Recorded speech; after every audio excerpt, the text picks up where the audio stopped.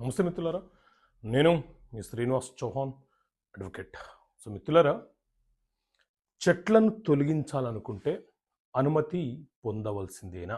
So మిత్రులారా, తమ వ్యవసాయ భూముల్లో కానీ లేకపోతే రెసిడెన్షియల్ ప్లాట్లో కానీ ఎవరైనా సరే భూ యజమాని ఆ స్థలంలో ఉన్నటువంటి కొన్ని ముఖ్యమైనటువంటి చెట్లను తొలగించే సందర్భం ఏర్పడితే ఖచ్చితంగా వారు చట్ట ప్రకారంగా ప్రభుత్వ అధికారుల యొక్క అనుమతులను పొందవలసిందే.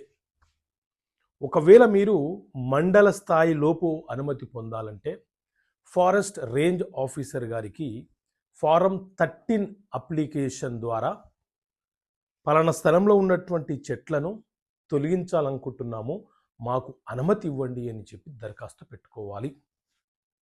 ఒకవేళ డిస్ట్రిక్ట్ స్థాయిలో అయితే డివిజనల్ ఫారెస్ట్ ఆఫీసర్ గారికి మీరు దరఖాస్తు చేసుకుంటే వాళ్ళు పరిశీలన చేసి ఏ చెట్లను తొలగిస్తున్నారు, తొలగించేంత అవసరం ఏమేర్పడింది అన్న దాని మీద కొంత విచారణ జరిపి తిరిగి 15 రోజులలోపు ఫారం 14 ద్వారా మనకు అనుమతులు ఇవ్వడానికి అవకాశం ఉంటుంది. ఒకవేళ మనము ఎలాంటి అనుమతులు తీసుకోకుండా భూమి మనదే కదా అని చెప్పి కొన్ని ముఖ్యమైనటువంటి వృక్షాలను తొలగించే ప్రయత్నం చేస్తే మన మీద క్రిమినల్ కేసులు అలాగే జరిమానా విధించడానికి కూడా అవకాశం ఉంటుంది. కాబట్టి చెట్లను తొలగించే ముందు జాగ్రత్తలు తీసుకొని ప్రభుత్వ అధికారుల యొక్క అనుమతులను పొంది ఆ చెట్లను తొలగించే ప్రయత్నం చెయ్యండి.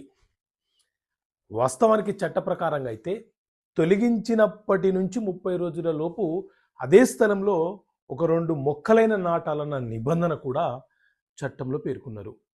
సో ఇలాంటి చట్టపరమైన అంశాలు మీకు అర్థమయ్యే భాషలో వివరించడానికి చట్టపరమైన సమస్యలకు పరిష్కారాలు అనే పుస్తకంలో వివరించడం జరిగింది.